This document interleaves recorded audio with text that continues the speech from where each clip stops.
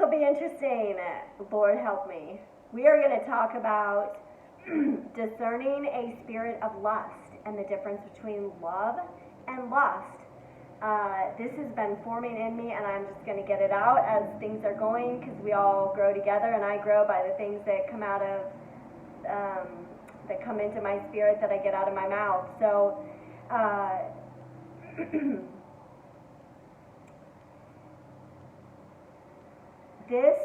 all right, in the end, now, our battle is not against flesh and blood.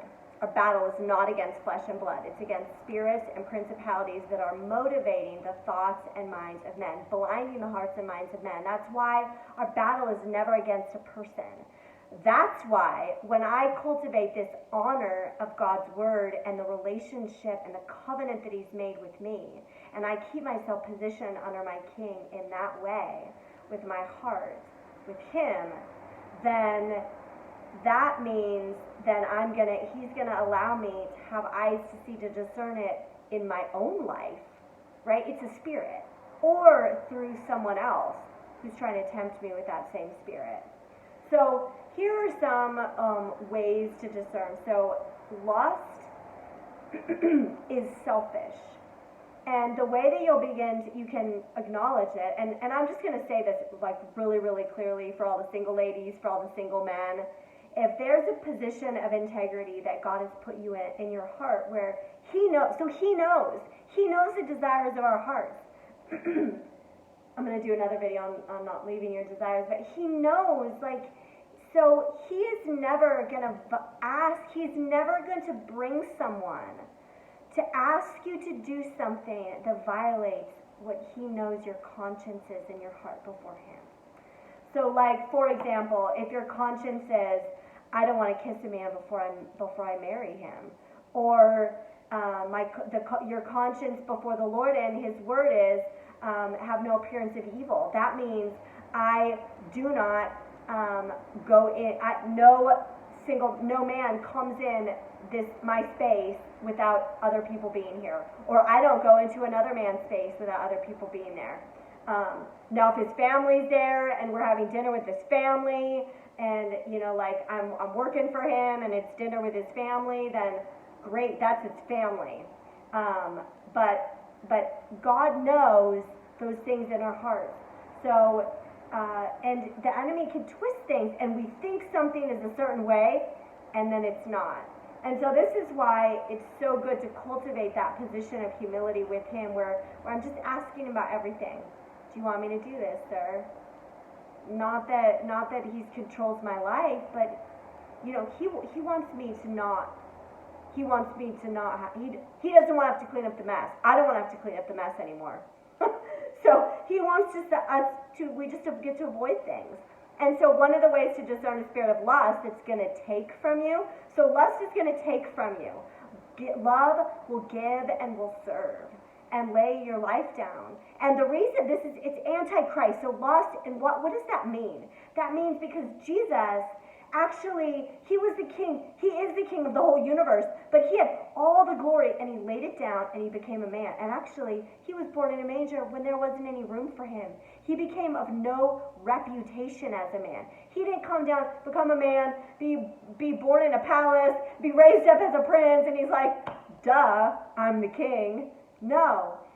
What did it look like to have the spirit of Jesus with him? It was a humble. He lowered himself. He made a decision. He said, I'm going to go. He made a decision. And then he made a decision to submit to the Father's will. I don't really want to do this, just being honest, and I'm sweating drops of blood. This is not going to be fabulous in my flesh, but if this is the way that we're going to do this, Father, and this is your will, I'm in. I'm committed and I'm submitted. Fully in. And so that's the spirit of Jesus. He laid his life down. And you know what? He laid his life down when people didn't want anything to do with him. And he positioned himself to have the Spirit of God drawing people. That there was nothing in him that would separate anyone from the love of God. He allowed the 40 days in the wilderness. Anything that would tempt, he overcame everything that would have been a temptation. He wasn't born with sin because he didn't have a father on earth. He was born by the Holy Spirit in Mary, so he didn't have the iniquity coming down the family line, but he also didn't allow anything to come into him. So love keeps that pure place so that there's nothing in me that's going to defile somebody else. There's nothing in Jesus that was going to draw anyone into sin or be a stumbling block or be a,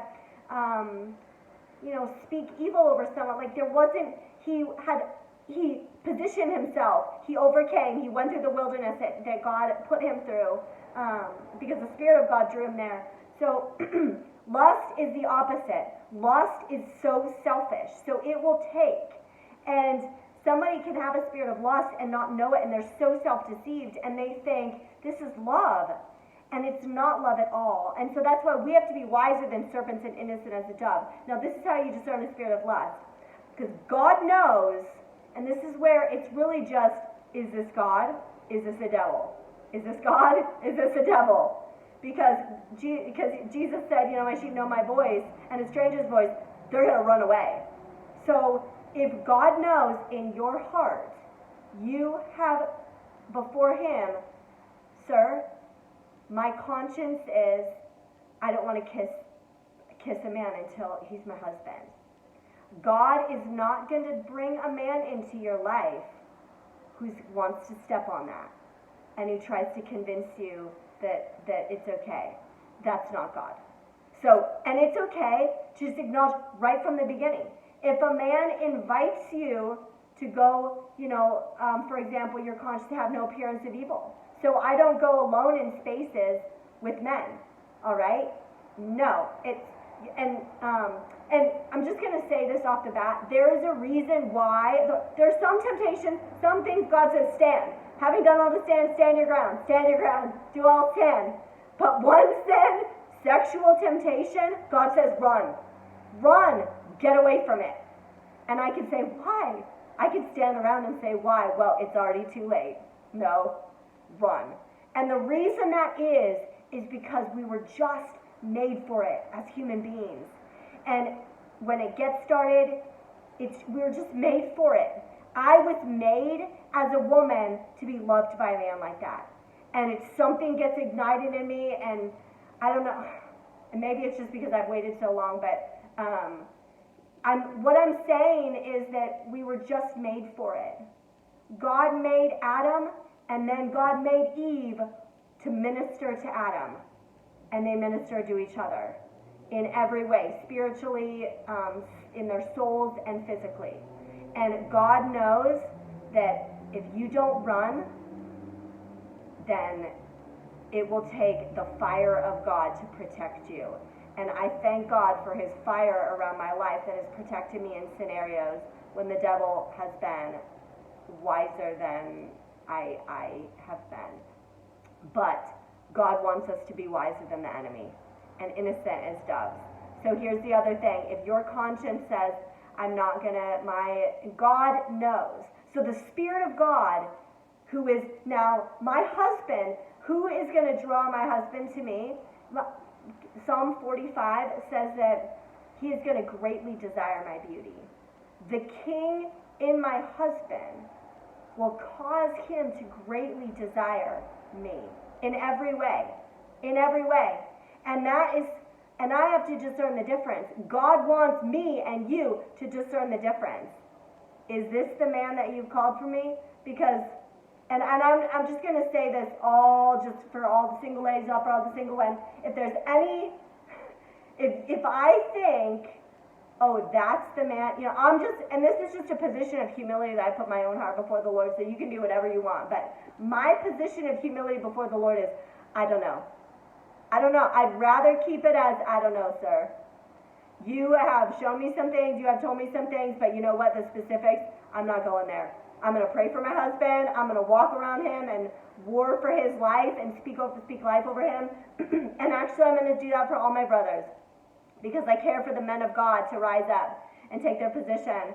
And we as women, I want to cultivate a jealousy in myself for the men and an honor for the position that God's put them in, and that's beautiful, I believe, because we were made for that. So, but I have to discern the difference. So the Spirit of God is going to cause my husband to greatly desire me and pursue after me. I'm not pursuing after him. That ain't happening. So, but I cannot, and I don't want to get in the way of that either. So anything that might be manipulative, or I think that I know, or I'm going to pray for, that's witchcraft, and that's it. I've had enough divination in my life for men. You're my wife. I don't need that. No, thank you, sir. I'm not going to do that. I'm not going to do that to a man. So whatever story God's going to write, I'm going to let him write his story, and I'm going to let him. But here's the discernment. So how do we discern it then? So if a man, the man that God has called to be your husband, is never ever going to draw you into things or ask you to do things that God knows is your integrity and your conscience before him. That man that God has for you is never going to do that. Why do I say that?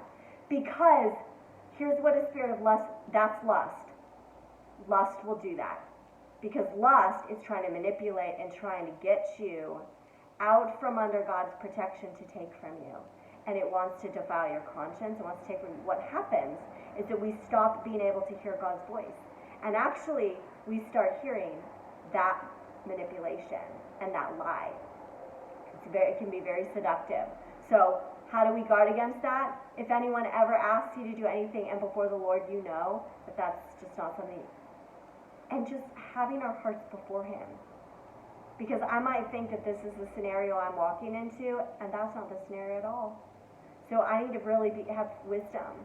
And this is the day when we need to have wisdom and just ask him, is this you, sir? And if it begins to be clear that that's not the scenario, at any point in the way, it's okay to say, no thank you, I'm out of here. I am out of here. No explanation needed. We don't need to defend ourselves. Goodbye. And it would be probably best to just say goodbye and let the whole thing go forever. and let God write that story, because that wasn't the Spirit, that wasn't God's Spirit. That's lust. And lust, here's what lust does in the end. Lust will leave you feeling worthless, like trash. And it's a spirit. I might even have dinner with someone. I might go to a fancy restaurant and have dinner with a man, and I leave and I feel like trash. He didn't touch me, he didn't do anything, and I just feel like trash. Because there's something there that his heart is not with the Lord. His heart was not with me. So, and God is able to bring up scriptures. That's why we tuck his word in our heart, because in those situations, God brings up his word. He brings up scriptures. There's a proverb that talks about, you eat with a ruler, be careful about what you eat. And that's not just, that's also about fellowship. His heart is not with you. He says he does, or, she says he does, but you're going to start throwing up. And that's just like real, but you start getting around people. It's the same thing with gossip and slander. You get around people, and you might not even know, but there's a spirit somewhere underlying the surface that's stirring up problems. It might be one person that's in agreement with that spirit in the entire, 100 people, but you get around that, and you just want to start throwing up. You just get nauseous. It may be that there's something there, and you just might have a discernment or sensitivity to spiritual stuff, but God can bring that up. But this is part of discerning the difference between love and lust, and it really has to do with, God says, he instructs the women and men in different ways, but says honor the women as weaker vessels. So when a man is honoring the Lord and really has the fear of the Lord in his heart, you will go away from that, and if there's a reverence for God, and you will feel treasured as a woman. You will feel honored. Your value should be lifted up when you get around that man. But if you go to bed and you cry and something's wrong and you say, I just feel like trash, that might be that might be after a little time of going down this road, and you may not have even done anything that seems like it would have been wrong, but there's something there that's really wrong, and God doesn't want you to go to bed feeling like that. God wants you and me to experience being honored. Same with the men. I'm going to do a different video on that, but God wants our men to experience deep honor from us. And there's a way that we cultivate that so that we're in a position to be able to give that to them. Because it's not something I just do when I'm married. It's something that I have to cultivate already. And there's a way to do that. Okay, so God bless you. Hope that ministered to you. And I'm sure there's a lot more to say, and we'll probably do some more later. But all right, mwah.